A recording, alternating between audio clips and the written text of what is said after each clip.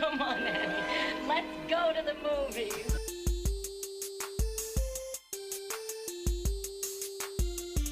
This is the Cinereelists episode. My name is Kyle. My name is James. And my name is Zach. And we're here talking movies, movie lists, and movie obsession for the next hour or so. How you guys doing? Good. Doing good. Doing good to well. see you guys. I was preparing something to say today, then I kind of forgot what it was. So it'll come back to me. Oh, I remember what it is. Okay. You guys remember American Publishers Clearinghouse, right? Yeah, of course. Yeah. Like remember the commercial? Where you win the sweepstakes? Right. The Yeah. and check. Like the commercial had like Ed McMahon, and he like would come to your house and give you the check and everything. Yes. I thought Ed McMahon was a different one. Yeah, that was a trick question because you don't remember Ed McMahon because he was never on American Publishers Clearinghouse. Yeah. Well, it's a good thing Zach and I didn't say that. You said that. So. No, you agreed with me, James. I agreed with you, but you had suggested it. Well, I didn't yes, come up with that on my own. I was trying to see if you guys, Zach, I couldn't get past Zach. James Sorry. it took me at face value, but Zach was like, yeah, I don't think so.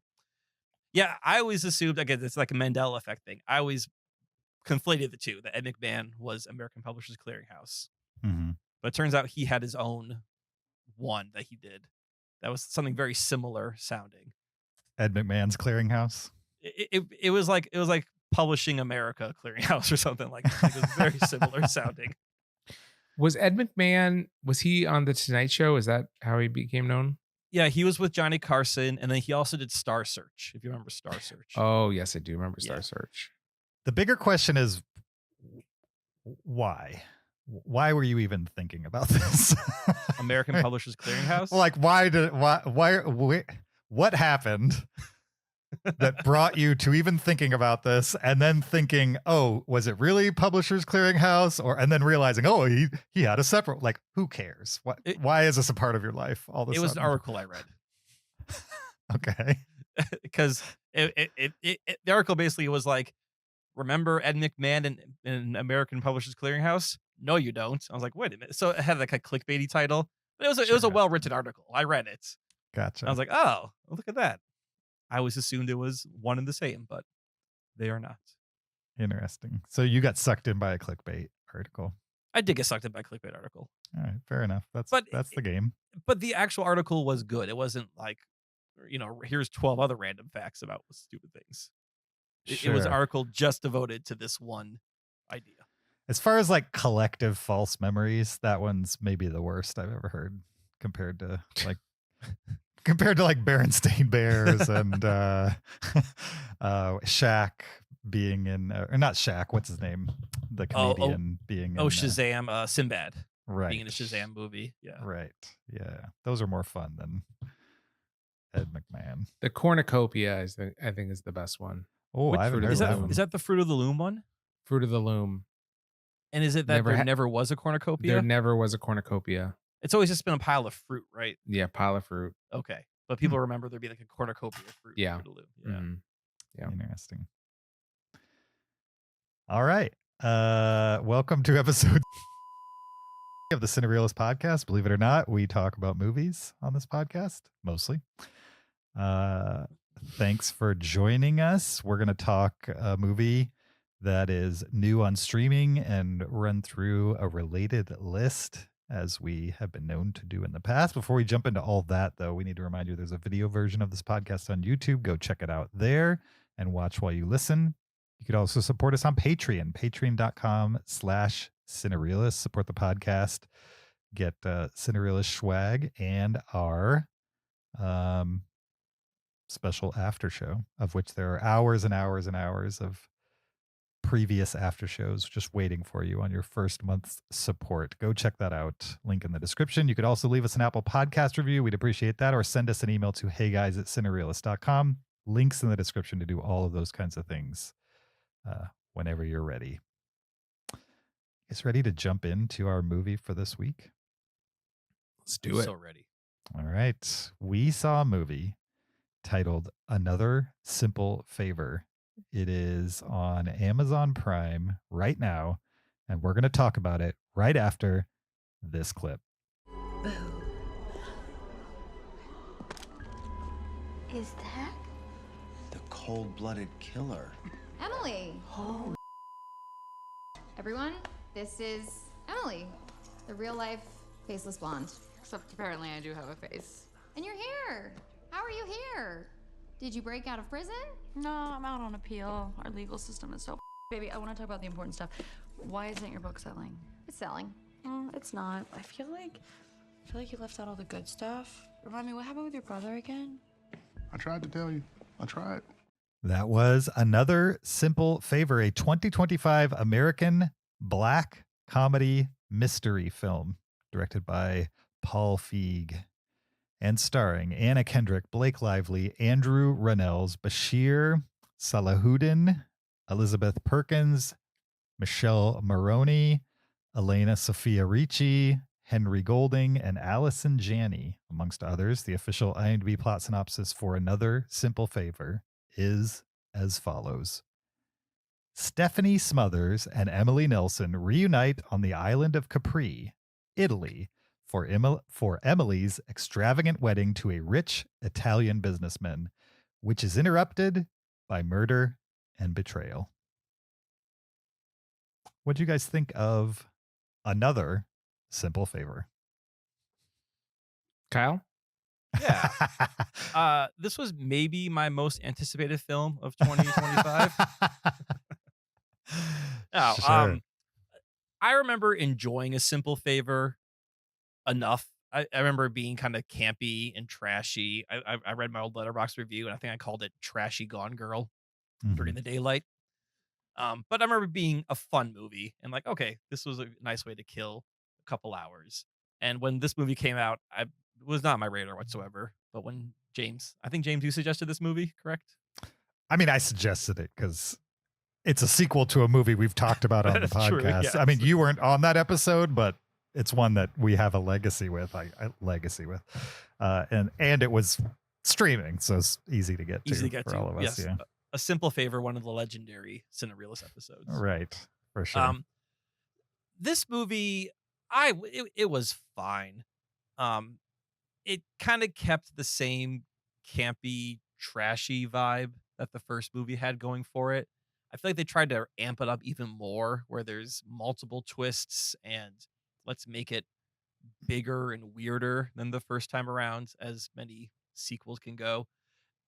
The first movie I found interesting because you had like Anna Kendrick was sort of this mom who wanted to be accepted. You know, she was like a vlogger, and she was kind of like not an outcast, but just sort of not really in the mainstream with the other moms. And then she meets the Blake Lively character, and Blake Lively character was like so cool and easygoing, and that kind of kicked off their whole relationship. And in this movie, I just found Anna Kendrick's character like jaded because of everything she's been through already. Now she's popular. A lot of this movie is them referencing the first movie and being like, yep, it felt like a lot of like, here we go again, or hey, remember that? And I was actively reading Wikipedia for the first movie while watching the second one because I was like, I don't remember any of this stuff at all that they're referencing. So it had to come back to me.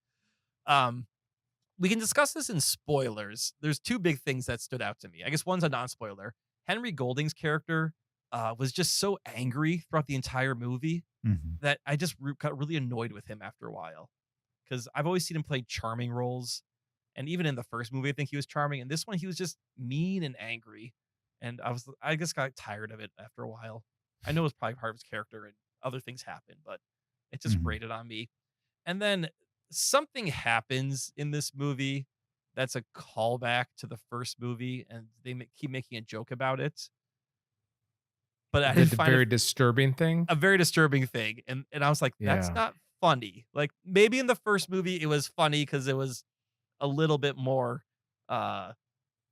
Everyone involved was aware of what was going on, but this movie, I'm like, this is just bad. So we can maybe discuss that in spoilers, but that really rubbed me the wrong way. I was like, Agreed. This is not. I'm not getting comedy out of this moment. And I don't even know what you're talking about, so I'm curious to know what was disturbing because I was not disturbed by any of it. I'll save it for spoilers. Okay. So yeah, I don't know. Like, I was never totally engaged in this movie. I was never completely bored either. I was just sort of like in this liminal space of like, this is fine. I do like Blake Lively's outfits. I think they're just kind of crazy and over the top. She wears a giant hat at one point. Mm-hmm. And I was like, man, where can I buy a giant hat like that for like under $30? Sure. That's No probably way. like a $800 hat she was wearing. I don't want the hat. I want to give it to Megan. Here's a giant hat for you. Sure. What would Yeah. Megan say to you if you handed her an $800 hat? Would she be like, "Are you insane?" Yes, she would be. Yes. If I handed her a giant hat, she would laugh and find it hilarious. Right. If I told her it was an $800 giant hat, she would be quite mad at me. If you were given an $800 hat for free by a company, would you accept it? Yeah, I would accept it. From a company? Definitely not. Definitely not. Why would you not accept it? You have to declare that on your taxes. I'm not going You to do would- that. That's not happening. You'd have to pay your taxes on that hat value. How's the no. IRS going to know I have the hat in the first place? Because you're an Taxes- honest citizen. Yeah, that- the taxes is so much of the honor system. Wait. Yeah. What's the gift limit that you have to report on your taxes? well, it's different. If a company can't gift you things, it's Okay. people can gift you, I think, up to $14,000 a year or something. Right. But if it's a company giving you a hat, you got to report that. Wait, so like all my company Why? swag that they give me, I need to report? Yeah. Like the t-shirts? You're not reporting that? You're not No, reporting the I've never- t-shirts? Sorry. No, Oh my no black goodness. vests have been reported. All right. Well, I feel duty bound to report you to the IRS. Tip line. Wait, even if it's like a part of your job, like they gave you something to do your job, you have to report that? Well, not- did they give it? Not that an $800 hat would require that, but maybe if it did, would you still have to report it? Well, Yeah. Did your I'm- job give you money for working? I'm going to ask the question. If you work at McDonald's, you have to wear a uniform, Mhm. right? If you're Yeah. given that uniform, you have to report that versus I work at a I work for a healthcare company and I'm just given logoed stuff. So I don't have to wear the logoed stuff. It's just, they say, here, you can have it. So are uniforms something you have to report? You're going to want to consult your tax professional on that. That's This me. is not. I'm my this is tax not tax professional. advice. This is not tax advice. Well, I asked myself and we're cool. I'm not worried. Nice. So yeah. Was anyone else bothered that different people in this movie said the phrase "another simple favor"? Like it wasn't just said once; it was said multiple times by multiple unconnected people. Yes. So that was a little too cute. It would have been fine once. Maybe at the very end would have been a great place to have that phrase said. But yeah. Yeah. I'm curious to know how many times it's said in the original. A simple favor. Yeah. Like, was it ever said? I don't remember that being a big theme of the first film, but Right. I think in the first movie, the simple favor is Anna Kendrick babysits Blake Lively's kid. right. And then she disappears. And then she disappears and that kicks Right. off the whole. So I think that's the simple favor. No, I get that. But did people repeat it over and over in that movie? Oh, does Anna Kendrick every other scene? I was just trying to do a simple favor for her. Right. I hope Probably. not. That would be. Oh, you think they were? Probably. James, Um, what did you think of a simple favor? Another simple I- favor. I thought as like completely disposable streaming entertainment, it was fine. But I will 100% forget everything about this movie as soon as we publish this episode. Essentially, I will probably never think about this movie again unless forced to. And we've it kind of felt like we were in a little bit of a renaissance, or at least a potential renaissance of like kind of the whodunit type stuff, like Ryan Johnson's what's Knives that? Out. Knives Out series. Like both of those entries are good and kind of unique. They kind of stand alone from each other. I mean, the Agatha Christie stuff that has come out recently, none of it's been like amazing stuff, but it's good entertainment. This is probably like a step below all that. It really felt like a filmmaker who didn't know what to make. And so he made a sequel to something that was fairly successful, and a cast that wanted to go work in another part of the world for a little while. You know what I mean? Like if the proposal had been there's not a whole lot of money in this, and you don't get to go to the Isle of Capri to shoot it. Would these people have signed on for it for the love of the game? I doubt No, it. this felt like an Adam Sandler movie. Or like, let's go on vacation and make a movie. Right. Yeah, that's kind of the vibe I felt, because I couldn't really think of any other justification for it existing. Because our list this week certainly relates to the movie. It felt like a sequel to a movie that nobody asked for. And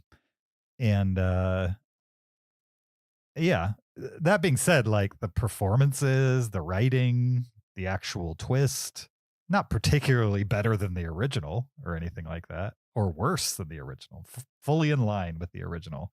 It just felt like a retread of the original with a different location, and the twists that were different felt derivatively different, not like wholly different.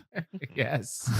Yes. And so Great way to put it. they weren't interesting enough to float the justification for making this. Now, if the justification is to put out a streaming title with a recognizable title and sequelize something that people have relatively positive memories of, I mean, I guess that's successful, but there's just nothing there that's lasting beyond just basic kind of trashy, pulpy entertainment for a few hours.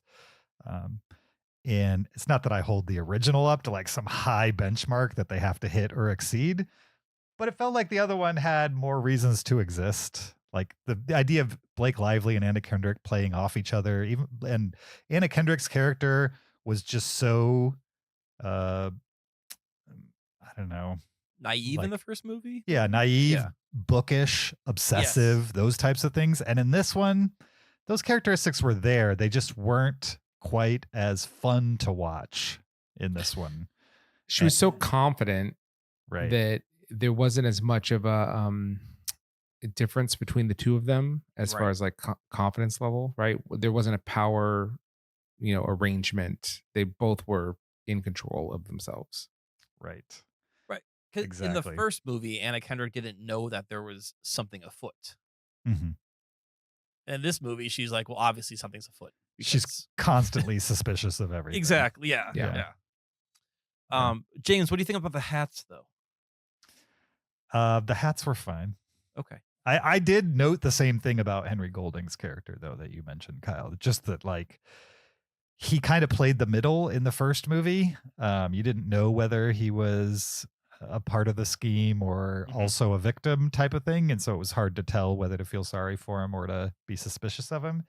In this one, he was just a downer every time he was on screen. And it was like they didn't elevate whatever he was doing enough for it to be kind of deliciously fun. He didn't feel like he deserved to be that angry.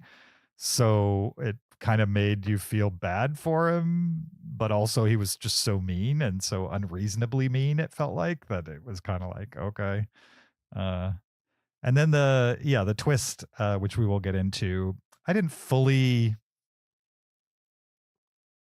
feel like the pieces were there to actually do what they did. But we can talk about it when we get there. What'd you think about it, Zach?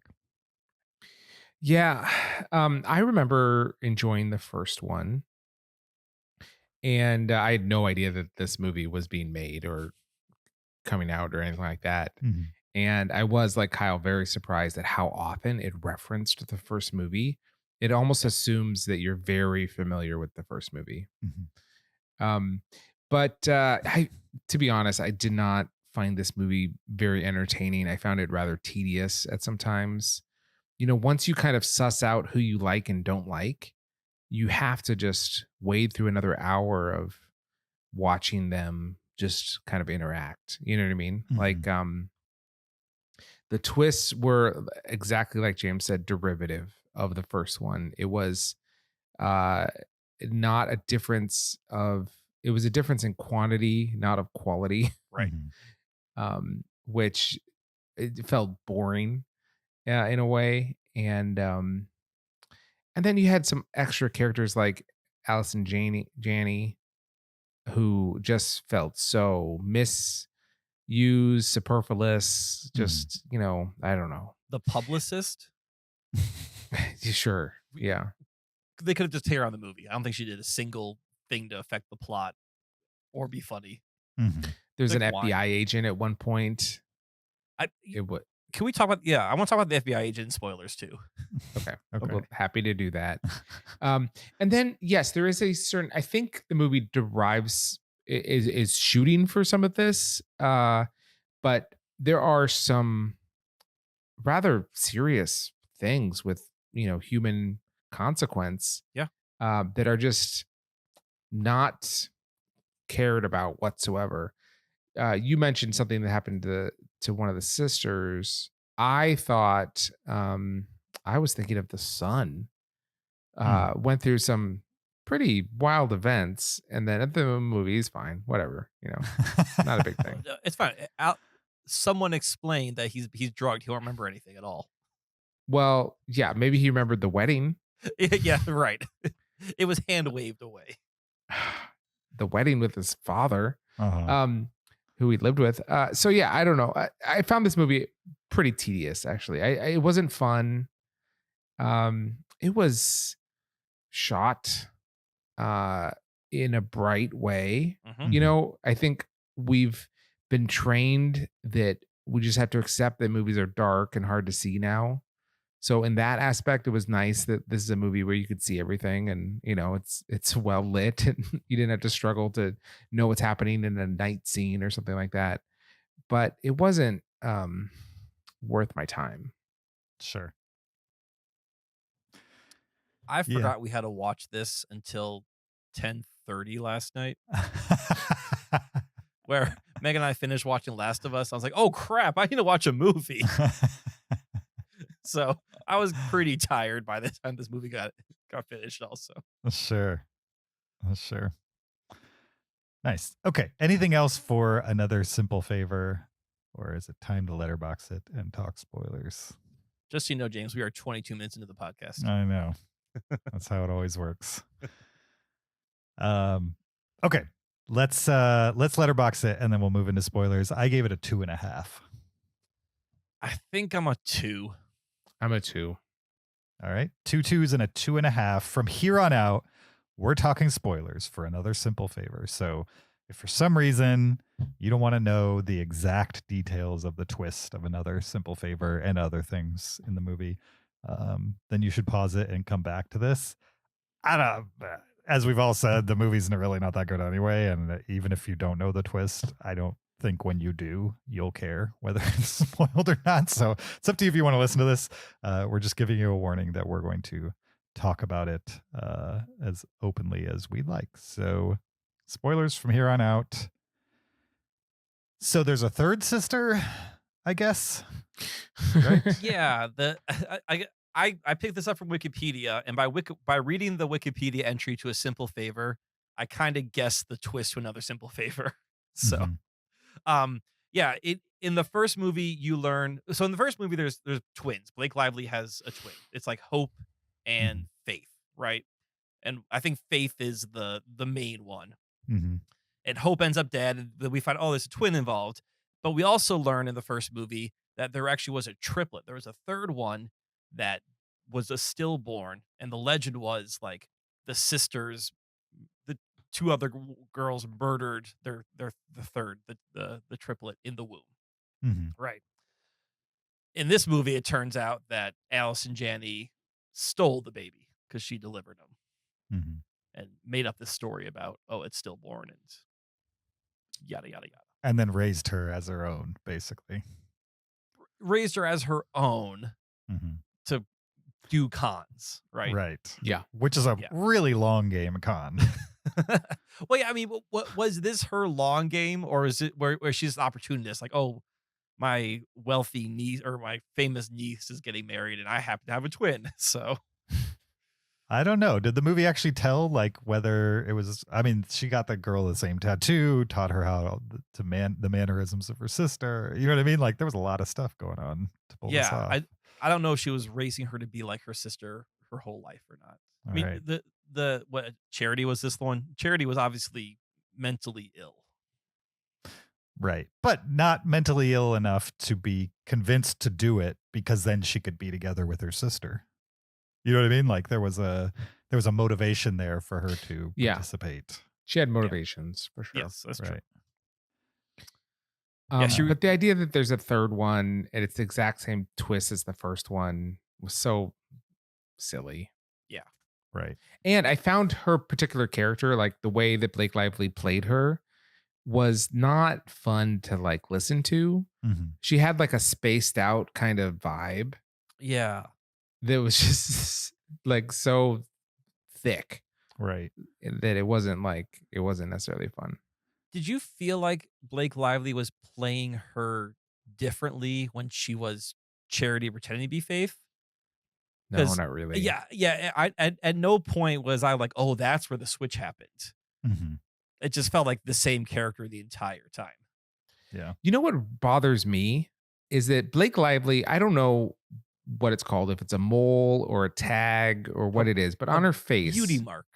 yeah, on her face, she's got like a thing right here by her nose. Yeah. And both her and her sister have the exact same one.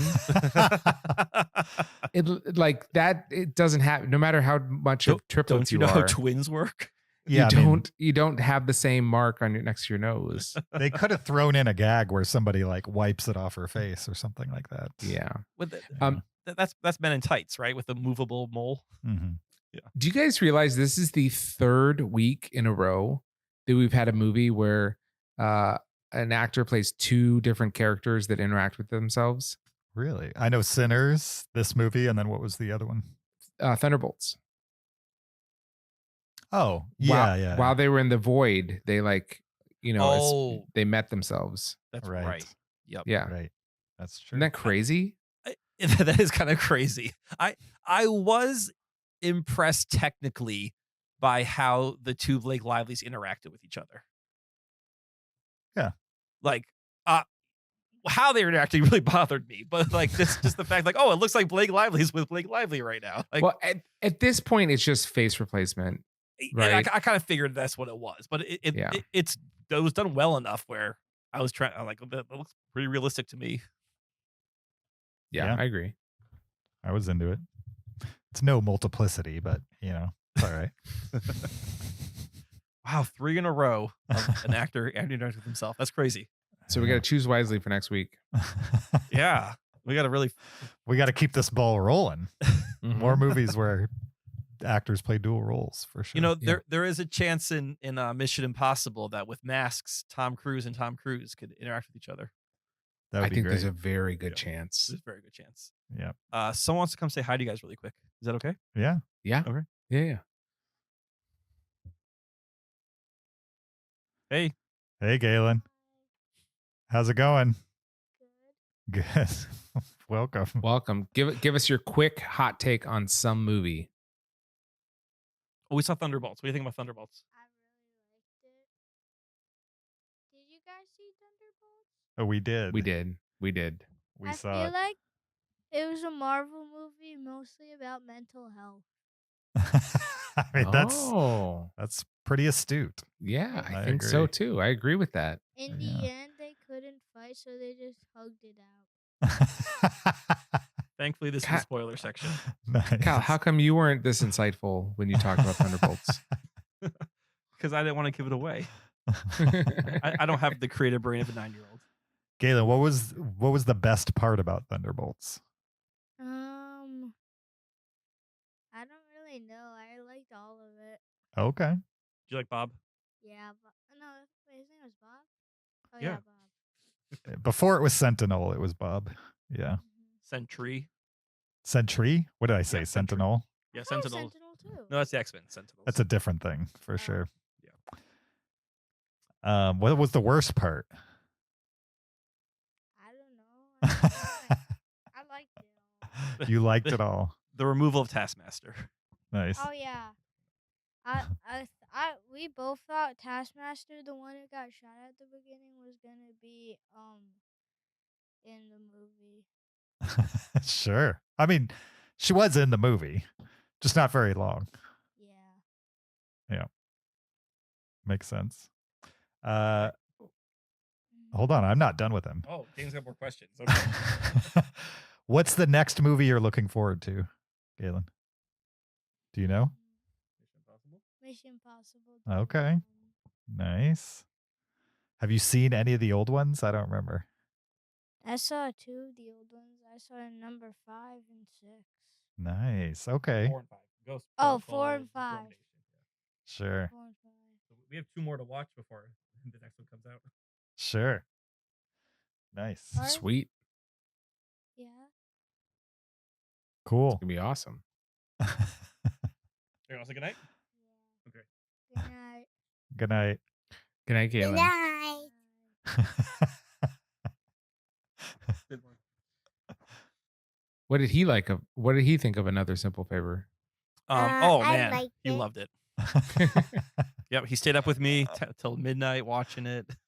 Yeah, I don't know. I briefly mentioned this before, but the son saw his dad blown up a couple days before, and then he's kidnapped by his aunt, and then he's again Blown up? adopted by Anna Kendrick, and she asks him over the phone if she will adopt him and then raise him through high school, and he's just like totally fine, even though his father just died a couple days ago. We Died in a fiery explosion. Yeah, Yeah. his dad was the groom at the wedding. No, his dad that was Henry Golding. That was his son with. Okay, well, he was killed, not blown up. Yeah, right. His dad was killed. The groom was blown up. Yeah. Yeah. For some Do you think reason, that- I conflated those two. I don't know those why. 2 deaths. Yeah. For some reason, I thought Henry Golding was the one that was blown up. I didn't remember that. no, it he was was actually also the other poisoned. way. The Yeah. reason, so the movie starts with Anna Kendrick in house arrest. The reason she's in house arrest is because at the wedding, they accused a couple different people, and then they accused her, and then cut the scene. And so since she was the last one accused for no reason, she's now in house arrest. Like there's no reason to believe that she killed him Right. at that point. Now, once she starts like pulling knives out of bodies and stuff, like it makes sense that she would be suspected. But Mm-hmm. But yeah, we watched another movie recently where everyone assumed someone was a murderer, and they just like jumped. I can't remember which movie it was. We watched it on the podcast. I thought so. Hmm. I don't remember what it was. Anyway, it's one of those things where like it just the leap to she's the murderer with no circumstance whatsoever besides an accusation. Mm-hmm. And like of the 4 main characters, 3 had alibis. I was just like, I don't think that's pretty thin reason. And apparently if you're under investigation for murder in Capri, you just get to stay in your hotel. a really nice Right. hotel. A as really well. nice hotel. Yeah. Yeah. Like a huge one. So Yeah, it didn't make a whole lot of sense. I think the movie's biggest sin, though, maybe you might want to call it a cinema sin, is that the twist was just so bad that everything Yeah. that led up to it felt so pointless, and it wasn't like deliciously naughty enough to like justify the end result for me. And it's not that these movies depend on like a flawless twist. Just show me something that I haven't already seen. Like, I know this isn't the movie we got, but if you're going to have Anna Kendrick's character lose kind of the innocence of that she had in the original film, then maybe make her the murderer. You know what I mean? right. Yeah. Like, Have Herb the con person. yeah, like set it up so that you completely suspect Blake Lively's character the whole movie, and then the twist at the end is actually all of this was planned. And then you don't even need the Allison Janney character or any of these side characters that like you're not attached to anyway. Like the moment Allison Janney and the sisters showed up on screen, I was like, yep, they're con artists. Well, That's going to be of part course, of this. she's yeah. too famous to just play a random side character. Right. She has to be consequential to the plot. Yeah. Mhm. Yeah. It just made the whole thing kind of pointless to me. As soon as he said stealth drone at the beginning of the movie, I was like, okay, well, that's Chekhov's stealth drone. And Chekhov's cliff. Sure. Yeah. Yeah. Yeah, it Definitely. really was a movie where we're checking all the boxes beforehand, so Okay. set off all the traps. So the thing that you guys mentioned in Oh, yeah. the non-spoilers that kind of dragged the whole thing down for you, was that the death of the father that didn't seem to No. hurt the son? No. What was it? He was talking about this assault of the sister. The assault one- of the sister. Yeah, when Blake, well, let's call Prime, Faith, the main one. The main one is paralyzed in bed, From the neck down. right? Because she's been abducted by Charity, the replacement, and Charity sexually assaults her sister, Mm-hmm. which was gross. And poor Faith was not a willing participant. I mean, it was 100% assault, right? It was rape. Sure. And there's I guess a running joke, quote unquote. From the first movie, we learned that Anna Kendrick's character and her half brother had a sexual relationship, and Mhm. her son is possibly the result of that relationship. So they tease her by calling her a certain name. And then in this movie, when Anna Kendrick finds out what happened to Blake Lively, immediately she makes the same joke. Mm-hmm. Not like, oh my God, I can't believe you were assaulted by your sister. That's terrible. But I was just like, that's not funny. I understand what you guys are saying in the moment. I didn't clock it at all. I mean, You didn't clock that happened? No, I clocked that it happened. I just didn't clock that the reality of what was happening. You know what I mean? Sure. Like I was viewing it through the lens of the movie that was like campy and weird and all these types of things. And they had already called Anna Kendrick, husband, a husband F word over and over and over again by that point. So I just put it in the same kind of bucket as that gross thing. But I understand what you're saying. And yeah, on the surface, I agree. It's pretty gross plot point in the movie. Anna Kendrick thing, gross, but I'm assuming consenting adults. Right. And they didn't... this one, non-consenting. And they didn't necessarily have to have it in there, right? There's like nothing... They just wanted to make the joke. You think? Yeah. Yeah. Okay. Interesting. Anything else? Go ahead. No. You're done. That's enough. Enough of that. Sure. Anything else? We could go on that for longer if you want. Let's talk about why this was streaming. Do you think on paper everybody knew, like, despite the fact that Simple Favor, I think, did fine at the box office, why didn't this come out in theaters? I think this would have made no money in theaters. You think that too much time has passed, or do you think it's just one of those movies that just never needed a sequel anyway, and so people just weren't? Is A Simple Favor like a cult favorite? I mean, do people talk about that movie still? I don't think so. I think what this movie is it was an easy property with names already attached, so it could get made. Like it's an example of movies that can get made do, and movies that are hard to get made just don't. And so it's not good movies get made, it's movies that can be made are made. Sure. And so this one has 2 bankable stars in it, and it doesn't cost that much to make, and so they just do it. It's not a tough pitch. No.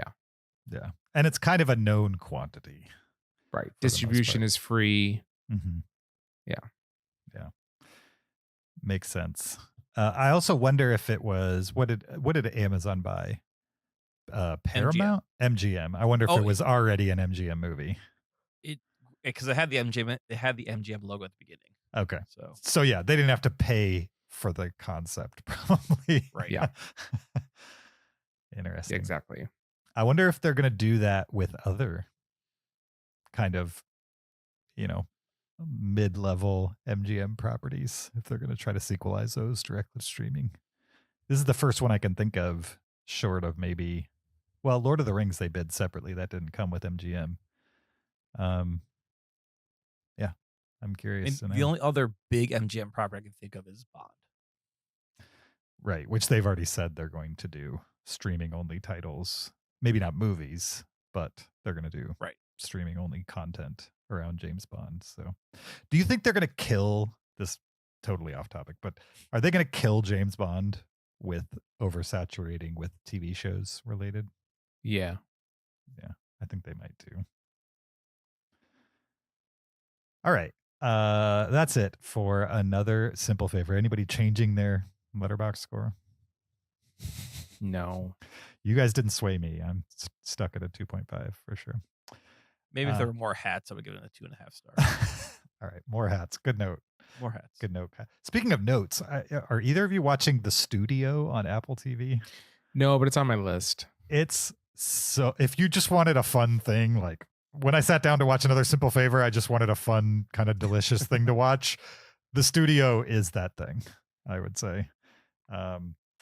It's fun to watch because most of them are, well, the 3 episodes I've seen are a series of long oneers. And the 3rd episode is a long oneer on the set of a movie filming a long oneer. And what's his name? What's his name? The main Benedict? No, not Ben Benedict. Seth Rogen? Seth Rogen, who's not named Ben at all. I don't know why I said that. Seth Rogen is the newly appointed studio head, and he's on set. So everybody's freaking out because they want to impress him. And he's like just messing up this oneer as the sunlight goes down. And so it's like 30 minutes. Each episode is like 30 minutes. And it's just one constant in-joke, like Hollywood in-joke after another. And that's great. It feels like it was made for the people on this podcast or the Okay. people listening to this podcast. Because you'll get a lot out. Plus, there's like 5 guest cameos on every episode, including one that Kyle will be very interested to see. Is it Charlize Theron? Very interested to see. It's Charlize Theron. I'm not saying that. I'm just saying he'll be interested. Is it AI Stanley Kubrick? No, it's not AI Stanley Kubrick. All right. Let's move on to our list for this week. It's our top 10 sequels nobody asked for. How did you guys approach this list? So the way I thought about it was, what is a movie that came out that surprised me because I didn't know that we were waiting for another installment. Mm-hmm. Okay. That I thought we already had what we expected, and then all of a sudden we're revisiting, we are possibly milking, and probably we didn't add anything of value. Okay. Yeah, I think a big thing I put into this was there anything added of value to this sequel? Mhm. Like looking at either the first movie, or maybe this is like the 4th or 5th movie, but do we need a 4th or 5th movie, or were we fine with where we were? And I'm going to say that not all these movies are ones I dislike. So Sure. my first one may be controversial, but I think it fits my criteria. What was your criteria? Yeah, I mean, mine is similar to y'all's. It's just movies that I didn't know were necessary or needed to tell more story to these things. Yeah. But I'll also say that my list is like a good 9 out of 10 of them are actually movies that I like. They're like, Oh yeah, nobody asked for this, but it turned out good. I figured if it's a top 10 list, it's a top 10 list of ones that turned out good that nobody asked for. So, yeah, there were plenty of them that I think would definitely make the list that are not good, but these are the ones that I found good. So I will say, as I go through my list, my movies become worse and less essential. mine are the other way around. So They my get number better. one's probably my best, most essential, and my number one is my worst, least essential. Gotcha. Okay. Mine, probably I don't like any of mine, Okay. and they become more and more nobody asked for this. Okay. Mm. So Zach and I are kind of in the same order. James is a little flipped. Gotcha. I think I probably misinterpreted it because I think No. nobody asked for is like you hate it and that's why nobody asked for this. Because you might have been asking for a sequel, but you didn't ask for this sequel type of Sure. thing. Right. Yeah. Whereas I for some reason interpreted it as nobody expected this to be coming, and it turned out good. Gotcha. So you're gonna have like Mad Max Fury Road on your list. No, but that would have been a great Oh. one for me to put in there. Okay. I almost put it on my list as Sure. a movie that no one asked for. I like it a lot, but no Yeah. one's expecting this. Now that Zach mentioned it, that should probably be my number one, but it's not anywhere on my list. Okay. All I right. really like, and this seems like a switch. Like James has the optimist list here. Of like, no one wanted these, but they're good. Where Zach and I have the list of like, oh man, Yeah. these just get worse and worse as we go. Sure. The good news then is that I don't need to say a lot about my movies. Right. So I'll start with my number 10. It's Another Simple Favor. Okay. That is a movie that nobody was asking for. Right. Nor should they have made it, probably. From an artistic perspective. I understand a commerce perspective. Sure. All right. My number 10 is Toy Story 4. I like this movie. I actually gave this movie 4 stars. But if you look at the arc of Toy Story, 1, 2, and 3 is a pretty great trilogy of how these toys have adapted to Andy growing up, to the world getting bigger. And where 3 ends, they're a great place. They have a new owner. Things can move on. And then we get number 4. We're like, well, what if we give him one more adventure? And it's a good movie. I like it, but it doesn't seem like it's doing anything to build the greater Toy Story emotional arc that we got from the first 3. Sure. My number 10 is probably the oddball on my list. It's Troll 2, which had very little to do with Troll 1, if you know anything about Troll 2. Kind of a Nothing to do. legendary bad movie. It's not like I was personally nonchalant about a Troll 2 movie because I've never seen Troll 1. But I think nobody asked, even if you were a fan of Troll 1, this was not the movie you were asking for. Turns out it's good in one very specific way, and that's kind of how laughably bad it is. And for that reason, it's a sequel nobody asked for, but they got, and it has a legacy for one reason or another. My number 10. All right. Zach? All right. My number 9 is the Land Before Time sequels. Oh, okay. All of them. All of them? Yeah. Which I don't know how many there are. It definitely goes into the double digits. Sure. But they just kept pumping those things out. Mm-hmm. And yeah, I don't think anyone was really asking for that many of them. Oh, 6-year-old me was. Oh, really? I rented a bunch of those. I can't tell you which ones I've seen, but a lot of them. I should have put Fievel Goes West on this. That was a good sequel.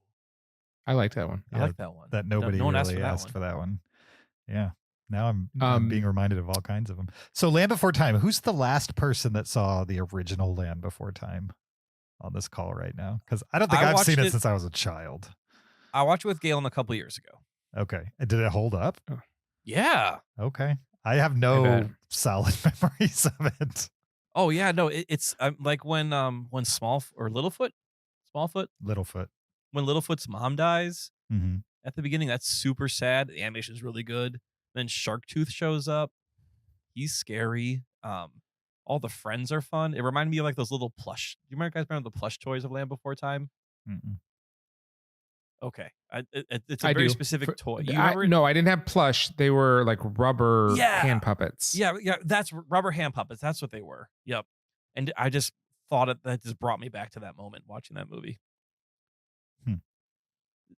Zach, you have not shown your kids it yet, have you? No, I haven't. Probably no. It's a little emotional, a little scary. Yeah. Someday, probably. But are you guys familiar with the YouTuber Jenny Nicholson? Yes. No.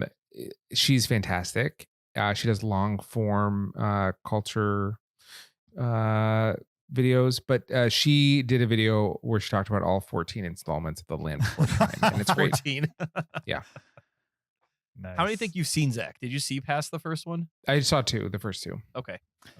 Kyle, did you watch any of that 4-hour review of the Star Wars Hotel? That was also great. I have not. That was Jenny Nicholson. That was her. Okay. Yeah. Okay. I've seen clips of that. I've not watched all 4 hours of it though. comprehensive and interesting at the same time. Oh, okay. And the reason why I like watching her is she is not mean about things. You know what I mean? Like her criticism doesn't feel spiteful. It feels It's just valid. Right. Reasoned and thought out. And she presents the points in a way that like it makes sense to me. And constructive, Right. where she's not just like, here's everything wrong. She's like, here's how it should have been. Like this would have been a better implementation. Yeah. And Does most of the she time work- she's right. Does she work in an audio only format? Because I don't sit and watch YouTube videos. I listen to podcasts. You could listen to a YouTube video with her probably. Okay. And be all right. So I'm not missing a visual component. if The I'm listening. hotel one is helpful to have a visual component Sure. because she's Okay. showing you some things, but Yeah, you could listen to it. Okay. So I realize that's why I don't watch YouTube videos, is because I don't sit and watch. Like I consume my entertainment information through podcasts, through driving my car, going Yeah. on walks, things like that. makes sense. So yeah, if you guys could make a podcast for me where you just take audio from your favorite YouTube clips, put it in a feed, and I'll listen to them on my own time. I mean, it's a YouTube playlist. Yeah, but like I have to have the YouTube app open on my phone because if you lock it, YouTube stops playing.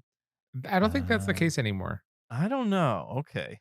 it's not the for a while they paywalled that feature with YouTube Plus or whatever it's called. Sure. But I don't know, maybe they added it for everybody. Can I download it so I'm to stream it like if I'm off Wi-Fi? These are all things. Another another feature they paywalled at some point. I don't know if that's available to everybody now. Because Google does not care about its customers. That's probably true. When it comes to YouTube, I think that's probably true. I mean, I the other day I was logged into something that didn't have my YouTube Plus subscription, and there were like 6 ads before like a 10-minute video. I was like, that's insane. I don't know how anybody watches YouTube at that rate. Guys, my laptop's about to die, so I'm gonna go get my charger. Okay. All right. Carry on. Carry on without me. I'm gonna talk about my number 9. All right, now that Zach's gone. No.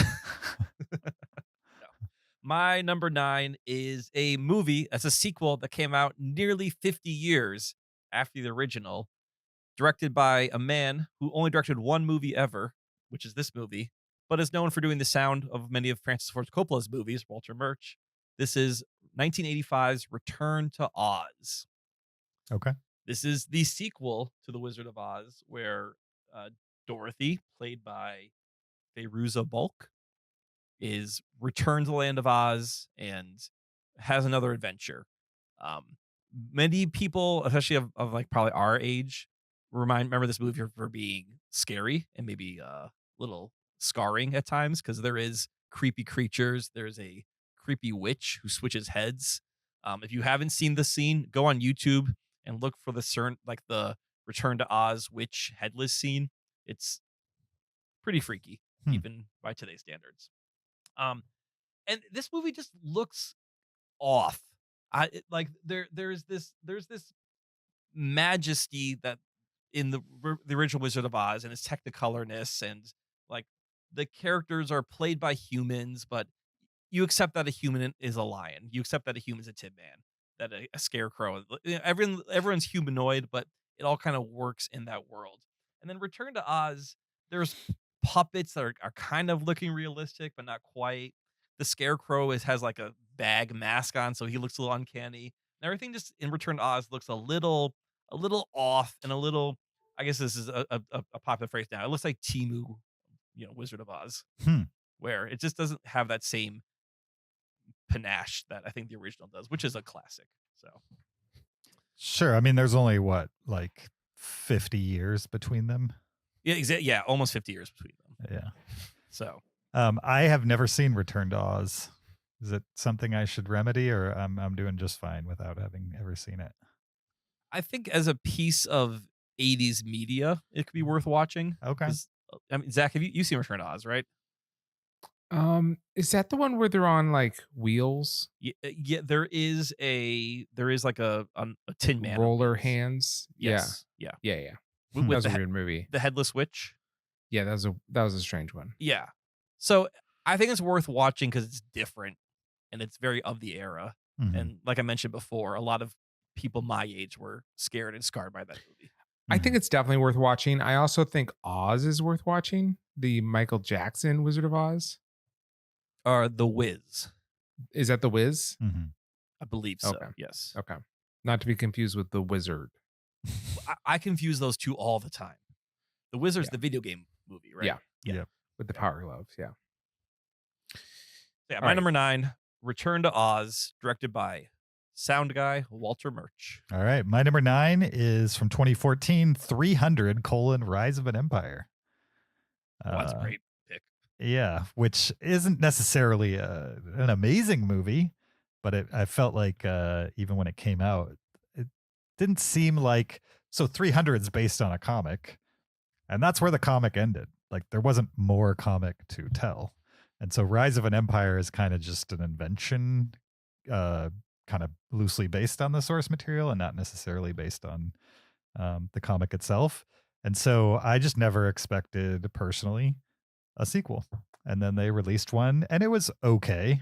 It wasn't I think the time had passed for the style of the filmmaking, like the Zack Snyder slow-mo type of stuff. He didn't direct the sequel, but was still he was one of the writers and I think a producer on it, I'm sure, likely.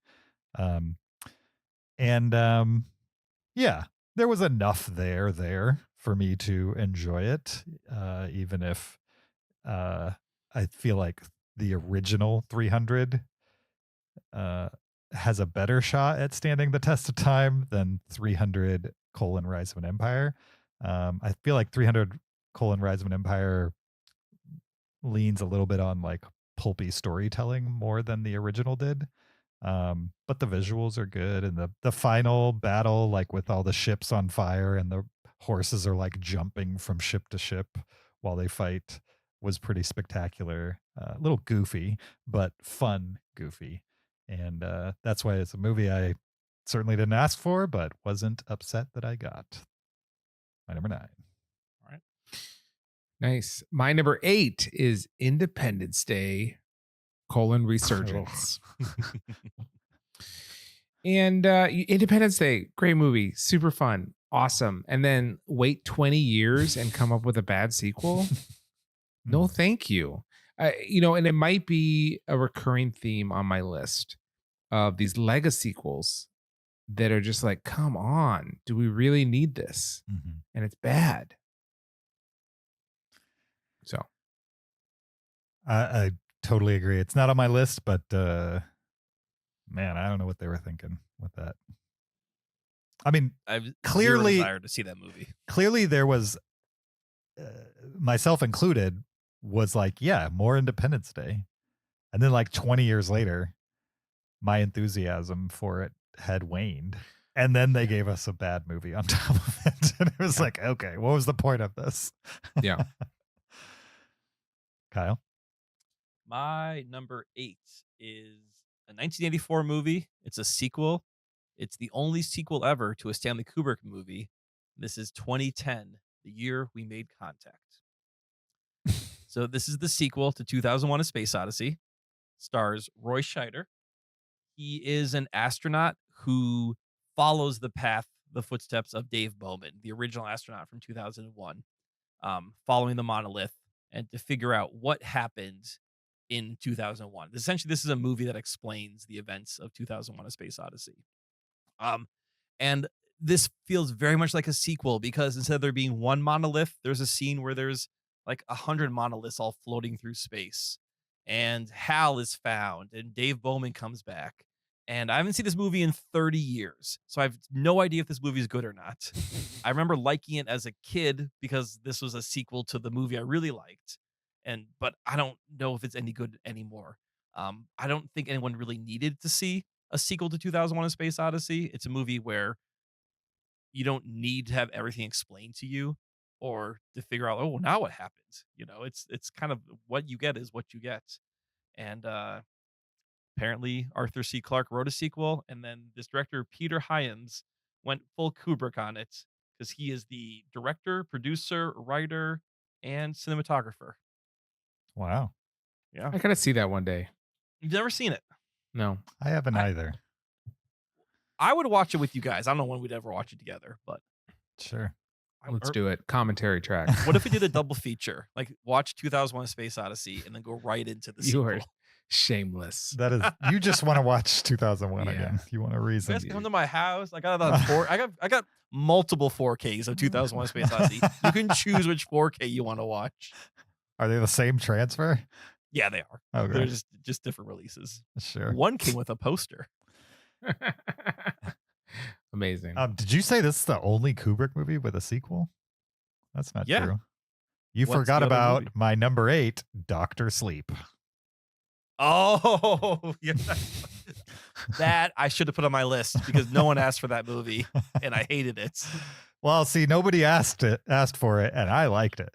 Okay. Nowhere near The Shining, you know what I mean? And let's put this in perspective. It's not The Shining for sure, but if you're going to make a sequel to kind of a classic that really shouldn't have a sequel made from it, at least make a sequel that is faithful to the original from like a content perspective. It doesn't change any of the events of the original at all. Like you could never watch Doctor Sleep and it's fine. Like the Shining will still work and be good as its own. And there's also nothing in Doctor Sleep. Yes. Surprisingly, The Shining works just fine as a standalone movie. Sure. You do not need to see the sequel from 40 years later. Just want everyone to be very clear on that. You don't have to watch the sequel, but watching the sequel won't enhance or detract from the original. But it is its own little thriller that I enjoyed. Kyle disagrees, but everybody knows I'm right. That Dr. Sleep, pretty fun little supernatural horror film that benefits from having from recreating some scenes from the original film and putting its own little twists here and there on them. Would Dr. Sleep be even in this conversation if it didn't have the connections to The Shining? Likely no, but it does. And so if you're a fan of that movie, I think you should check out Dr. Sleep at least once because there might be something there for you, which there was for me. My number 8. At one time, Kubrick had considered a sequel to Dr. Strangelove called Son of Strangelove. Really? And it was going to be a partnership with Terry Gilliam, but it Okay. never happened. Oh, that would have been interesting. It definitely would have been. Those feel like very different filmmakers to combine powers together. Like Kubrick's why- not a goofy guy, and Terry Gilliam is like, how can we make this goofy? I do think Kubrick has a sense of humor, though. I mean, it's a very dry. Oh yeah, but like his movies are not serious the entire time. They're also not magazine cutouts stomping things on the screen. No, that's true too. You know what I That mean? is true. Yeah. Now that you mention it, Oh, there are no giant feet in Full Metal Jacket. I forgot about that. I mean, there's other than 2001, which is it's a very grounded sci-fi movie. What did he ever do that was super fanciful or like? Clockwork Orange. I mean, Clockwork Orange had elements to it, but it was treated very seriously, I would say. What do you mean by fanciful? Yeah, like Dr. Strangelove is a farce. like weird reality type stuff. I mean, I would say the reality of Eyes Wide Shut is strange. But also felt like it could exist in the real world. Okay, so you're saying something that would not exist in the real world. Yeah. Well, Dr. Strangelove is a great example. Dr. Strangelove is probably the best example for sure of like a heightened reality. I Another- would say most of his realities are heightened. Oh, for sure. But Dr. Strangelove is like a couple steps below what's his name? The Spaceballs guy, Mel Brooks. You know what I mean? Yeah. Right. But Like it's on a that sat- I level. mean, it is a comedy. Right. Right. That's first. What were you gonna say, Zach? Well, another movie that is a farce, but not a good one, is my number 7, Bill and Ted Face the Music. Oh, good choice. Also, I don't know why we got a sequel to like a third installment of the Bill and Ted movies. Like we have moved on as a culture. I don't think anyone was pining for this. and it just seemed like a cash grab on Keanu Reeves's, good vibes, and it just I did not enjoy that movie. I I enjoyed did it. enjoy the daughters doing an impression of their dads. I like that movie. I mean, it's not amazing, but I wanted that movie. I was looking for a sequel to that movie. You asked for that movie? I That's the asked for movie that you movie wanted. for like 20 years, and maybe the movie isn't exactly what I wanted. I didn't know what I wanted, but what they gave me was like not offensive to me. All right, well, maybe it'll be on your list then. It's not. Is number 2. This whole list is like an exercise in me realizing how inadequate my list is. All right, my number 7 is the only Disney sequel I chose. I haven't seen a lot of Disney sequels, and it seemed like an easy well to go to because there was a lot of direct to video like Cinderella 2 and Pocahontas 2. But one that I have seen because I own it, because you can only own Emperor's New Groove if you also own Kronk's New Groove. Come as a dual package. And I have watched Kronk's New Groove because one of my goals is always to watch every movie that I own. And, Kronk is the breakout character of Emperor's New Groove, which is one of my favorite Disney movies. It's hilarious. We've talked about that movie a ton on this podcast. And Kronk is great. And Kronk's New Groove really feels like 3 TV episodes smashed into a feature film. It's possible it was. It very well might have been, because it's like 3 separate stories with like one overarching theme to it, and it felt really superfluous, and probably was like a pilot that just was kind of thrown out there. And I don't know, it's not. I guess I realized Kronk is best in small doses. All Kronk all the time is a little too much. Sure. Nice. My number 7 is a sequel titled Fantastic Four: Rise of the Silver Surfer. Oh yeah. Which the first Tim Story, Jessica Alba, Chris Evans version of Fantastic Four was fine, but I don't think it was like a breakout hit or anything. And then 2 years later, we got almost an immediate sequel. And I don't think people expected much of it. And most people didn't like it, but I did. I thought it was fun and interesting. It kind of kept the lightness of the first film, but added like this weird, serious character in the Silver Surfer.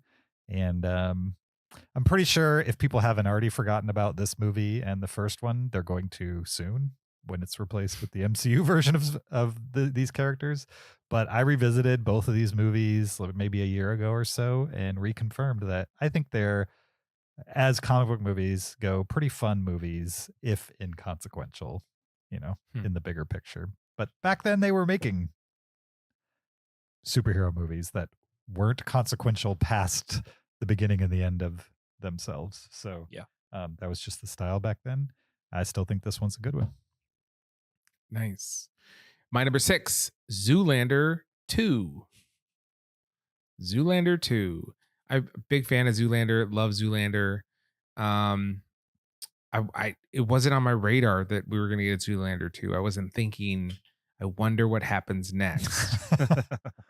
And that's what we got. We got what happened next. And I don't know if that had to be made. I don't know. Nice. So I've started a thing where I started to notice a trend with my listening habits where a band that I really like comes out with a new album. And maybe I haven't really dug anything that they've done for a while. And I give that new album a listen to. And then I decide I don't like it and I don't really go back to it. And so I picked an album and I was like, I'm going to listen to this album. I work from home on a computer. I'm going to listen to this album once a day for a week. Oh, wow. And see if it sticks. You know what I mean? Because it's repeated listening as opposed to like a one shot and done. And it totally worked.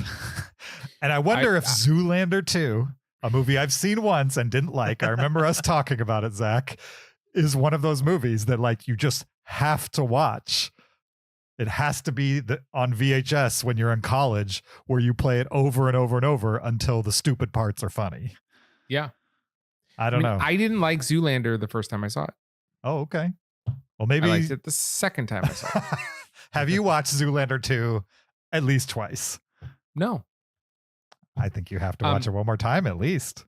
James, I love your album experiment. I would have predicted those results because I really do think that with familiarity, especially with music, you just like Sure. it better. Yeah. It absolutely worked. The other thing I did is listen to it with lyrics, and that helped too. Oh, so you like read along. Yeah. It made me more engaged with what the album was doing, I think. Even if I didn't understand what it was doing, or there's like no bigger reason to do that. It's just passively listening versus listening with intent, I guess. I don't know. I think every album should have William Shatner say the lyric or scream the lyrics at you while the music is playing. It's a good idea. Like Common People. He needs the work too. Oh, he's like 92, isn't he? I think so. That Shatner album that Ben Folds produced, do you remember that? Right. Yeah. That was good. Like 20 years ago. Yeah. Did they do like Henry Rollins? Did they do a follow up to that?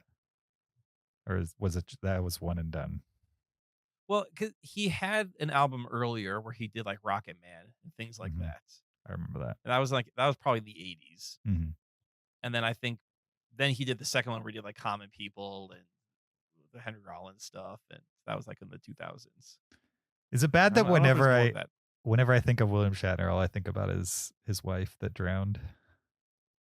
And like, I didn't know his wife drowned. His wife drowned, and there's like no explanation for it. Oh, I did no idea. Yeah.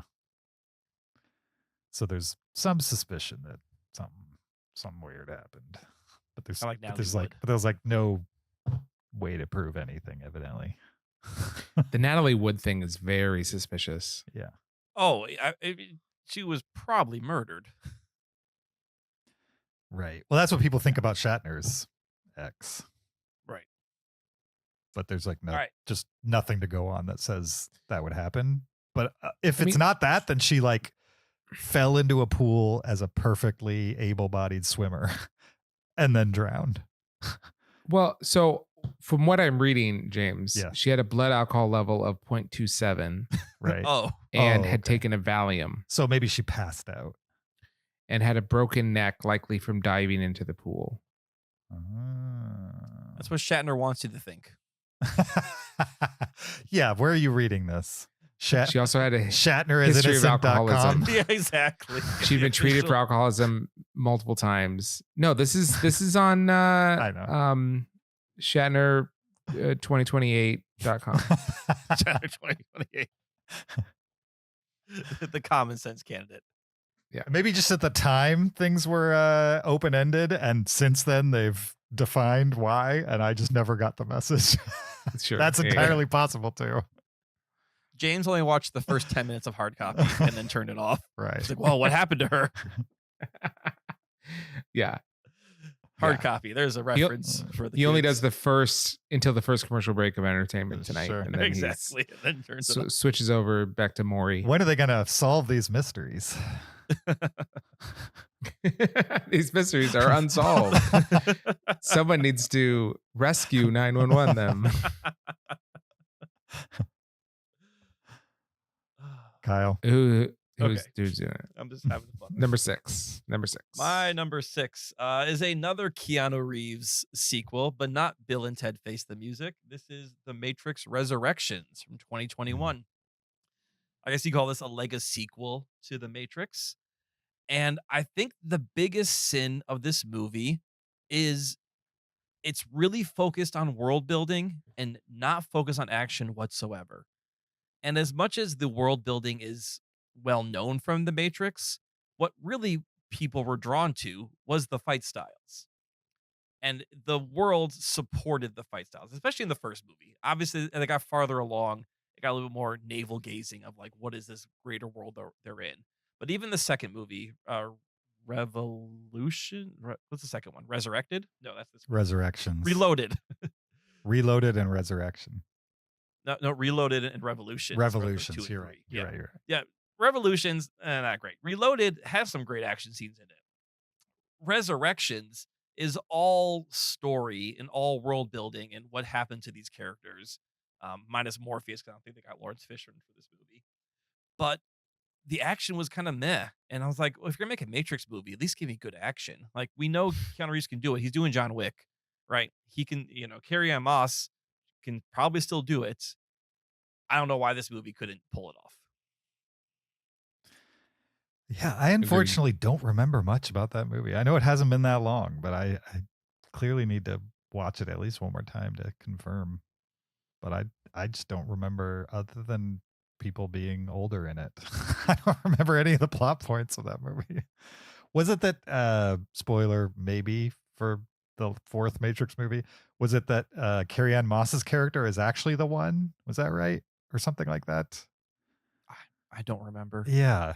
I think that was the problem. I really don't. Yeah. All right. My number 6 is also a recent movie, Gladiator 2 from 2024, which I feel like was off the radar for most people as a movie that might have a sequel coming out for it. And then it came out with the original director and some of the original cast, at least the ones that made sense. And turns out it was okay. Nowhere near as, important in the history of film, I think, as the first movie. Not that the first movie is terribly important, but at least it won a Best Picture Oscar and was respected across the board for the most part. Second one feels very much like the first one, maybe a little more ridiculous. The storyline is just fine, nothing crazy. Has less high points, but has some interesting things that the first one didn't, specifically like Denzel Washington's performance and a couple other little pieces here and there. Nothing that puts it over the first one, but it's a sequel that I think most people weren't necessarily asking for, and turns out it was, not a complete waste of time. That makes it my number 6. Not a waste of time. Those same reasons are why it's my number 5. Nice. Gladiator 2, which wasn't awful, but it I didn't know we were all waiting around for it. Right. I did not consider that movie, but that probably would have made my list if that crossed my mind. I would have much preferred the Gladiator 2 sequel to not have any of the original characters. Me too. Oh, I wanted all Denzel. It could have been a completely different storyline.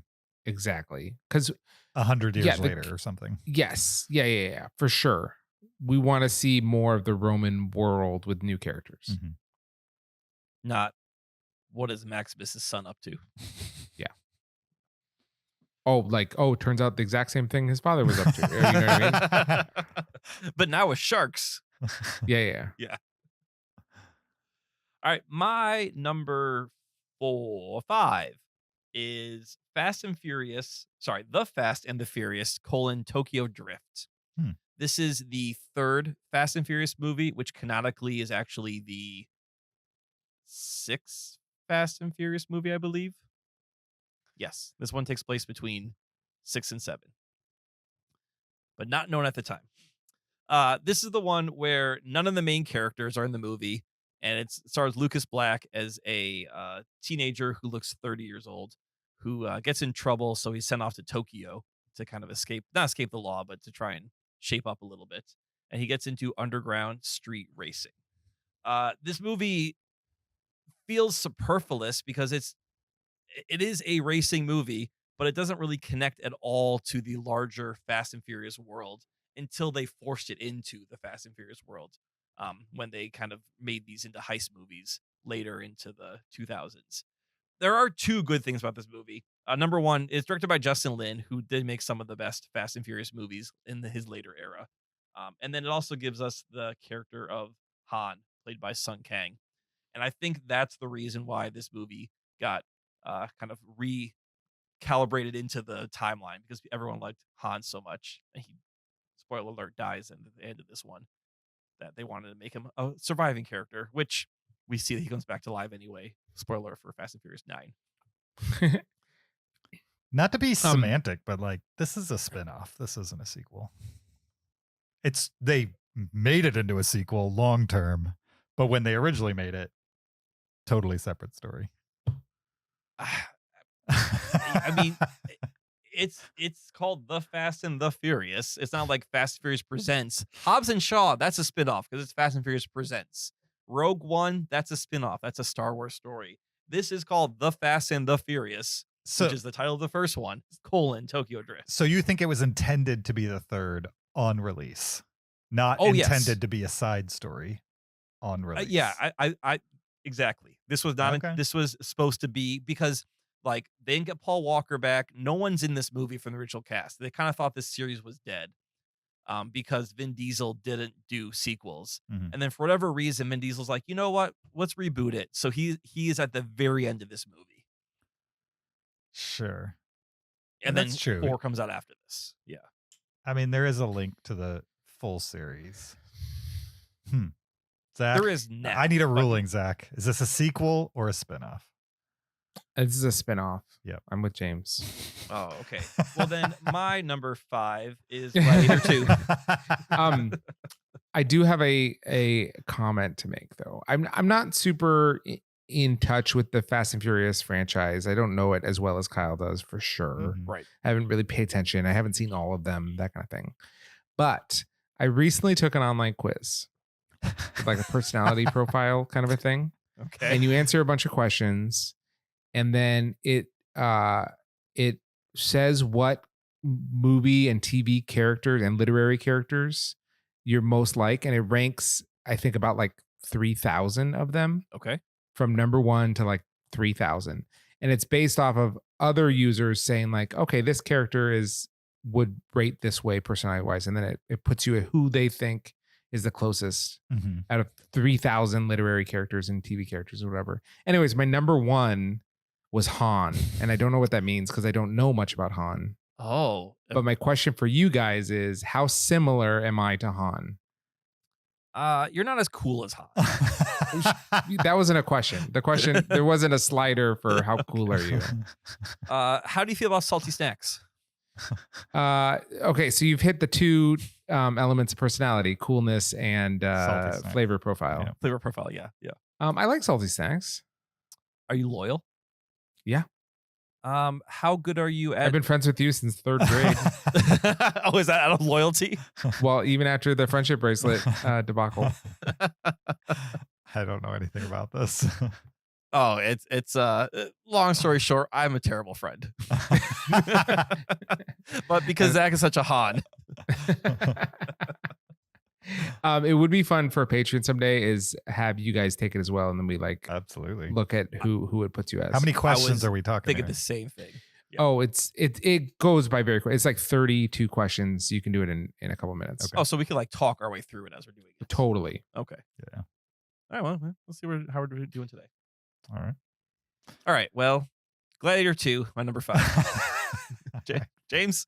Perfect. My number 5, the previously mentioned Toy Story 4, which Kyle covered, and I agree with everything he said. Nice. My number 4 is Dumb and Dumber 2. Okay. Dumb and Dumber 2. Again, it's like we have this property. It's just sitting on the shelf. People really seem to like it. So let's wait 25 years and then make a sequel. That's not like nearly as good. And I just don't see the point. But Dumb and Dumber 2, spelled incorrectly. All right. My number 4 is Blues Brothers 2000 from the year 1998. Sure. This is the sequel to Blues Brothers, starring one of the Blues Brothers because the other one, played by John Belushi, is dead, both in the movie and in real life. So they bring John Goodman, who's like a blues cousin, I believe. And this movie is kind of the same as the first one. The band has to get back together. It's for a fundraiser. And it tries to capture the magic of the first one with car chases, with performances, and it just doesn't fit right at all. Like there is something, I don't know, late night campy about the original Blues Brothers. Maybe because I watched on cable all the time, like, late at night. and it just kind of feels like a thrown together movie where like we're gonna have some car chase, we're gonna have some musical performances, but it all kind of comes together in the end. And this movie has all the same elements, but it does not come together. The musical performances are good. Like it's worth watching it for that, but any of the plotting and the story just feels perfunctory. There's car chases that feels like, hey, we did it last time, let's do it again. And it just is a waste of a sequel and not necessary when half of your cast is dead. Sure. Can I give a hot take on the first Blues Brothers? Please. Who cares? I don't like that movie. I know people love it. It's like considered a comedy classic. I just don't. I've seen it a couple times. Don't care at all. There's a nostalgia factor for me just because of how I would consume Blues Brothers as a kid. I saw Blues Brothers 2000 when it came out in theaters, and I also didn't care about that. I was just like, Well, yeah, okay, that's fine. I don't care about this at all. There's also something novel about seeing Star Wars actors in other movies. Because like Carrie Fisher was Princess Leia, and that's all I knew her from. So like when she was in Blues Brothers, I'm like, whoa, Princess Leia does other things. And like Han Solo, obviously, Harrison Ford, that was a little different because he had Indiana Jones at the same time. But like to see Mark Hamill in something else, to see Carrie Fisher in something else, was just so novel to me as a kid. Yeah. When I was a kid, I could totally compartmentalize Harrison Ford being in Star Wars and in. Oh yeah. Like I just never, for some reason, it never bothered me. Probably because from the time I can remember existing, he was in those two franchises. He was both, exactly. Right. But yeah, I have the same feeling whenever I see Carrie Fisher on screen. It's just impossible for me to think of her not as Princess Leia for some reason. Right. My number 4, Sicario: Day of the Soldado from 2018. I think Sicario, the first movie, clearly great movie. Denis Villeneuve, Emily Blunt, Josh Brolin, and the one I'm forgetting, not Emilio Benicio del Toro. Great ensemble, great movie, cool twists, cool procedural about a place that doesn't get procedurals made out of it, basically, very often. Just great movie, and I think a complete movie. And then when they announced a sequel, it was kind of like, okay, that's cool. Yeah. Who's in it? Oh, Emily Blunt and Denis Villeneuve are not involved. It was like, why are we making this again? And then it came out, and I don't think many people saw it. And the ones that did, most of them concluded that it wasn't as good as the first. And I agree. But there's still a lot to like in Sicario: Day of the Soldado. So while I believe it fits the standard of a sequel nobody asked for, it also happens to be a pretty decent one as these things come. Nice. My number 4. My number 3 is Aladdin: The Return of Jafar. Okay. I like that one. You like that one? Yeah. When I saw it 30 years ago. Sure. Well, I've seen it quite a few times. Okay. Quite a few times. No Robin Williams as Genie. Oh, he's not in that one. He's not in that one. Is he's the Genie in it? The Genie's in it, voiced by someone else. He's in the third one. Not Prince of Thieves, but Aladdin and the Prince of Tides. Aladdin of Thieves. Something with thieves. And the 40 Thieves or something like that. Thievery Corporation. So is Return of Jafar the first sequel to Aladdin or the second sequel to Aladdin? It's the first sequel. It is the first sequel. Okay. The second sequel, the third movie, is Aladdin and the King of Thieves. Okay, Aladdin and the King of Kings. Got it. So Robin Williams is in the third one. He's not in the second one. Oh. And it's very odd not having Robin Williams as Genie. And this movie is not as fun. The songs are not as good. It's just it's just a money thing, and it's too bad. Did they bring the magic back around for the third, or is that one still just not good? No, they brought the magic. Okay. Oh, for sure.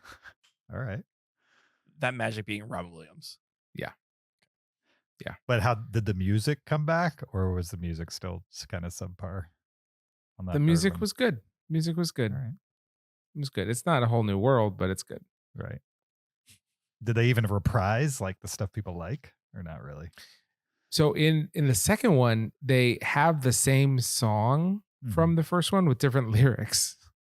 Really? Like, it's a whole new world, but different lyrics. It's not a whole new world. It's the song that plays at the beginning of Aladdin. You know, the Oh, I come from a land from a far place. mhm. Yeah, yeah, yeah. They have new lyrics to that, the same melody, and Iago sings it, I think. Arabian Nights. That's what it's called. Yeah. Yeah. Mhm. James, you haven't listened to Radio Disney in a long time, have you? I'm not sure I've ever listened to Radio Disney. Or Spotify Disney, I should say now. No, I don't. We don't have listen to it Spotify. anymore, but there was definitely a period where there was a lot of Spotify Disney being played in the car. Sure, that makes sense. All right, my number 3 is a 2008 sequel. I think it's the 4th movie in the franchise. This is Rambo, directed by Sylvester Stallone. This is sort of the reboot legacy sequel to Rambo, coming out 20 years after Rambo 3, which I think was 88. In this movie, I don't know, Rambo has to go kill people. So like all of them. Like all of them. Yeah, you know, he's retired. This movie is very I'm not trying to say this in an offensive way, but it's very much of like, oh, these poor white blonde Christians are being held by these dark Asian bad people.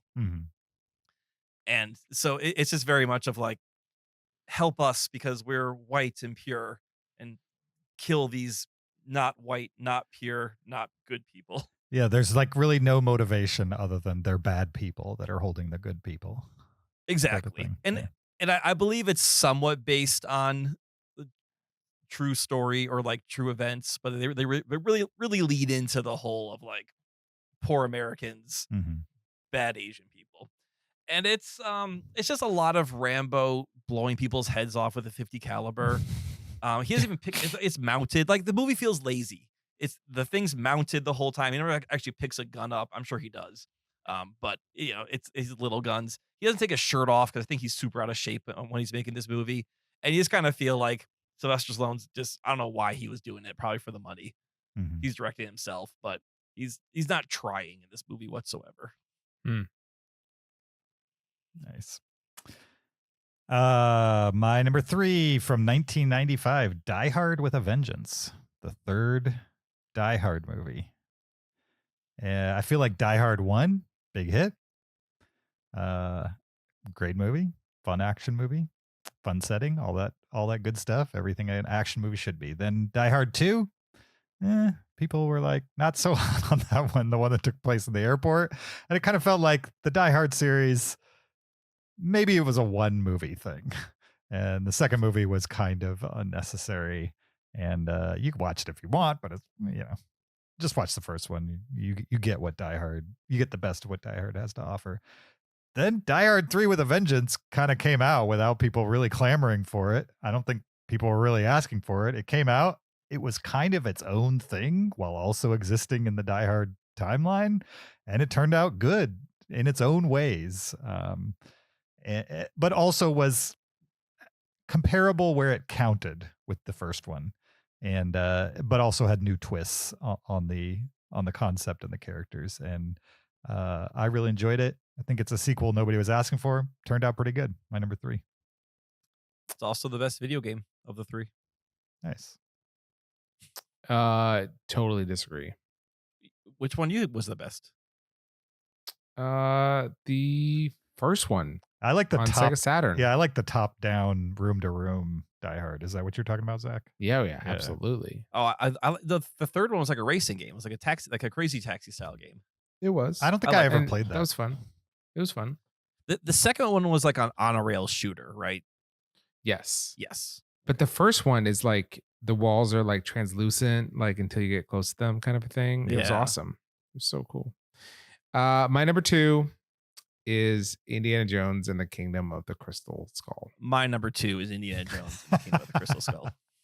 Nice. Yeah. And this is a movie that once it got announced, I was excited for, right? Because I wanted more indie at that point. Like, oh, you're going to give me more indie? Great. I'm here for it.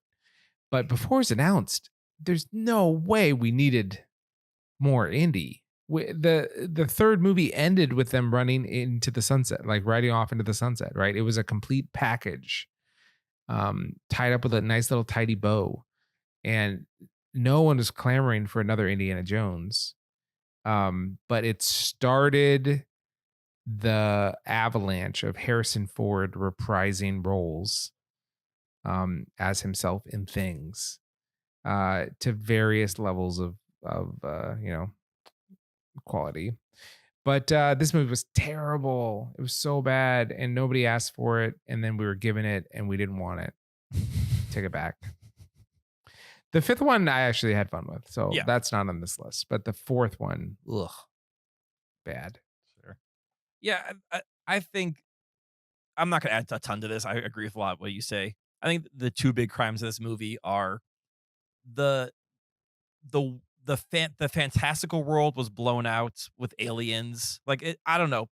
For whatever reason, the Grail, Holy Grail, doesn't bother me whatsoever. But you bring in aliens, I'm like, okay, well that doesn't seem. Maybe because like the Holy Grail stuff is of Earth in a sense, Mhm. where aliens are just aliens. And then it's just I don't know, bad CGI where so much of the fun of the first three movies are its practical effects, or maybe it's some cheesy graphics, but they kind of like are it's a mashup of like practical effects and cheesy graphics all mixed together. And this movie has swinging monkeys and fire ants, and it's just it's too much money was spent on the digital effects and not enough on like making fun visual effects. Mhm. Yeah, that's a good one. Speaking of Harrison Ford in sequels that nobody asked for, but this one actually turned out good. Blade Runner 2049. I really like how James is like the opposite list of us. So Zach are like, man, this movie's trash, and James like, I really like my movie.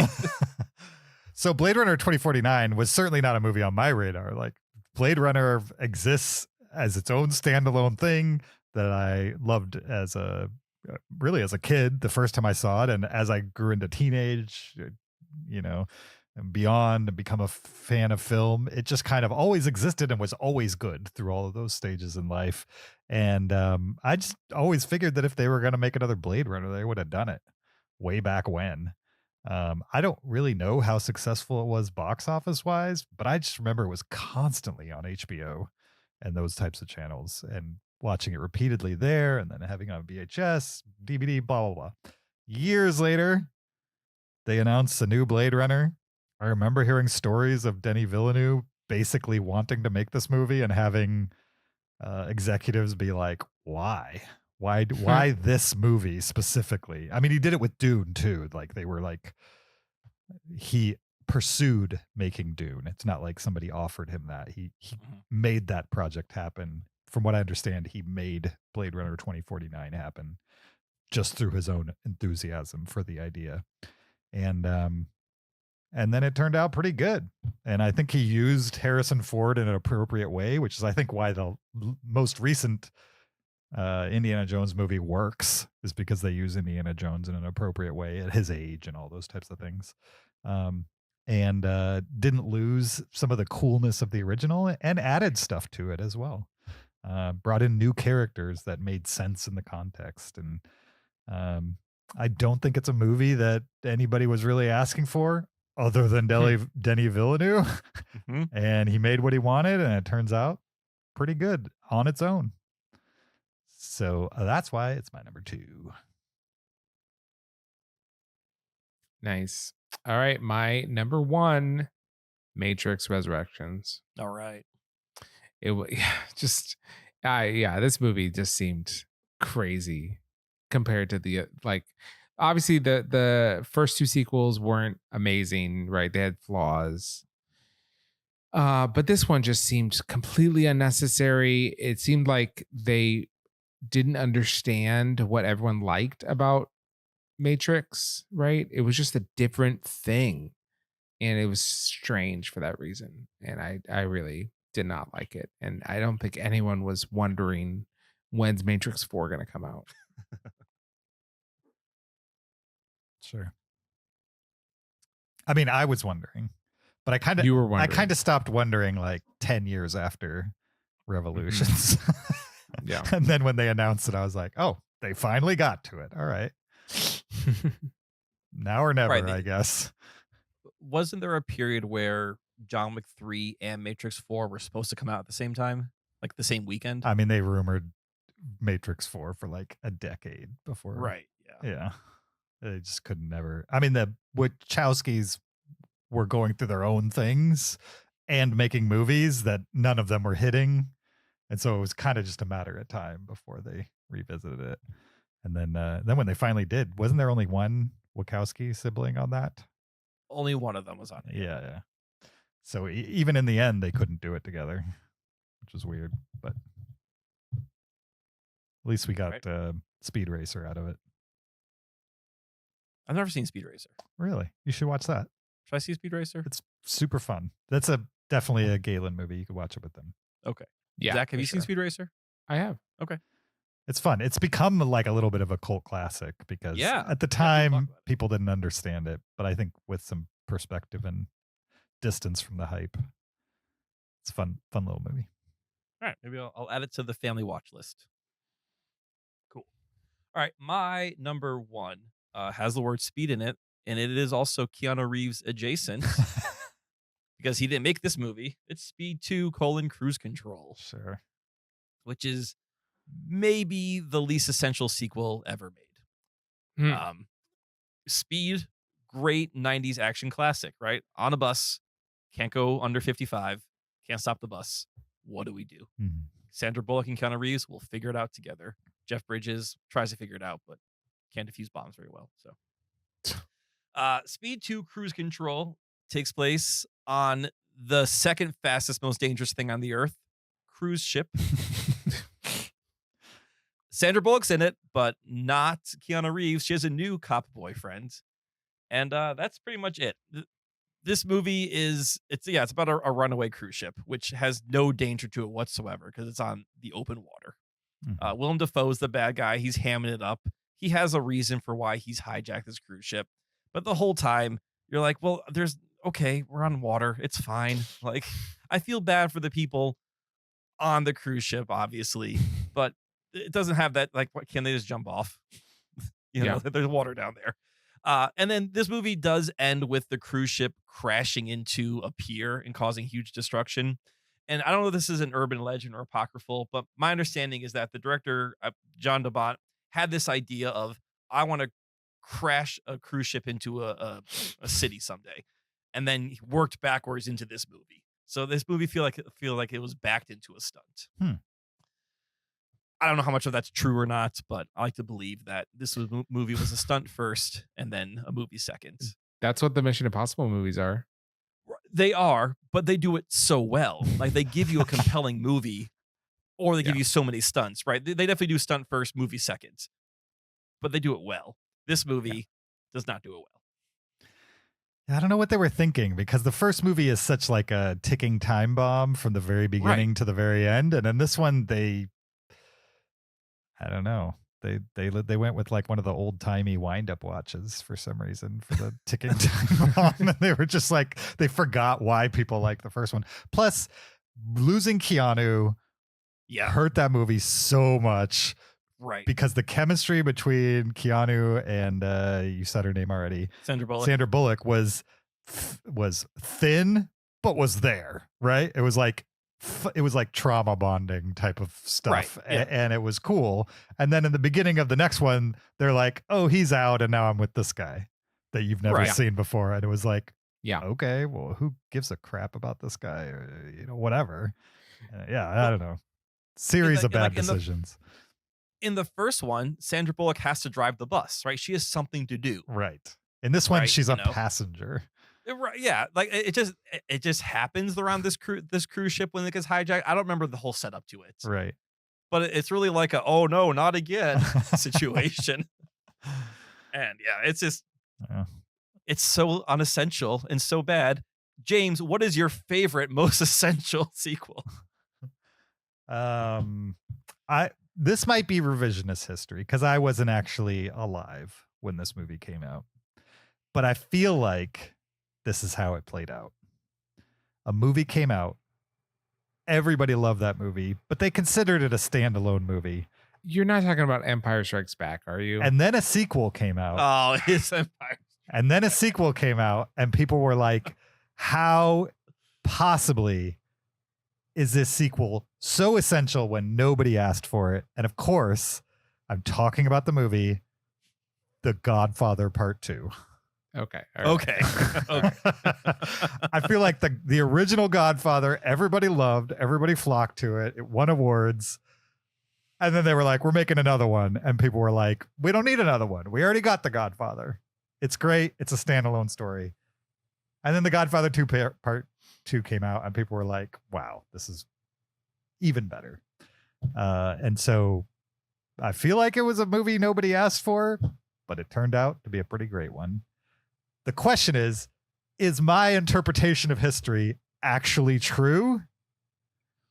Or is that just me inventing a story? Like, were people clamoring for a sequel? Were they expecting? I mean, that was like in the days when there weren't really a lot of sequels, right? Like, didn't The can't think of Godfather 2 kind of kick that off on some level? There were definitely sequels Right. to movies, but I can't like name a good sequel pre 1980. Sure. I feel like there were sequels. It just wasn't. It was more likely that you'd remake a classic than it was for you to sequelize something in the 60s and 70s type of thing. And then Godfather Part 2 happened, and then it was like, oh, okay, yeah, properties, they're a thing. Mhm. We can make multiples of these. Now, if you ask me about Godfather Part 3, that's a movie nobody asked for and also wasn't great. That would have been on Zach and I's list. Right. But Yeah. but the second one, I don't think people asked for it, but they got it, and it was good. People probably did ask for Godfather Part 3. They're like, we got 1 and 2. They're both amazing. Give us 3. Of course, a third one's going to be a classic. Probably Yeah. even better than the first two. He's like, nah, I gotta make Jack first. Right. Doesn't one of us have never seen Godfather Part 3? I haven't seen Zach's Godfather. never seen Godfather Part Zach. 3. You got to watch it, man. It's really not that do. bad. No, I want to watch it. I think I'll like it. There is papal intrigue. I know. I've heard there's a helicopter and Vatican intrigue. Yeah. Yeah. So I want to see it. The helicopter's kind of stupid. And with some distance from the Sofia Coppola of it all, you'll expect that part's not great. Okay. And it'll be fine. They I'm into really lay into the oranges really hard too. It's like, hey, remember in the first one, oranges mean death. In this movie, they're like, All over. oh, the there's an place. orange Right. everywhere. Everyone's Oh, dying really? now. Oh, Oh, wow. they That's lay funny. in hard to the oranges. That's It's funny. unfortunate. Yeah. Okay. All right, that was our top 10 sequels nobody asked for. If we missed one of your favorites, let us know. You can do that online. Probably the easiest way is to send us an email to heyguys@cinereelists.com. Link in the description to get that done. You could also check out the video version on YouTube of this podcast. Support us on Patreon. Leave us an Apple Podcast review. Do any and all of those things. You could also find us on social media. At Cinereelists on Facebook, Instagram, Twitter, or TikTok. You could follow me on my personal Blue Sky or Letterboxd account at YoJRB. You can find me on Twitter or Letterboxd at Shaubin. You can find me on Letterboxd at Peter SKB. We don't really know what we're doing next week yet. So no homework. Just do whatever you're going to do. And we'll be back next week with something or other, whatever we come up with. And we'll see you guys there. Until then, keep it cinereal.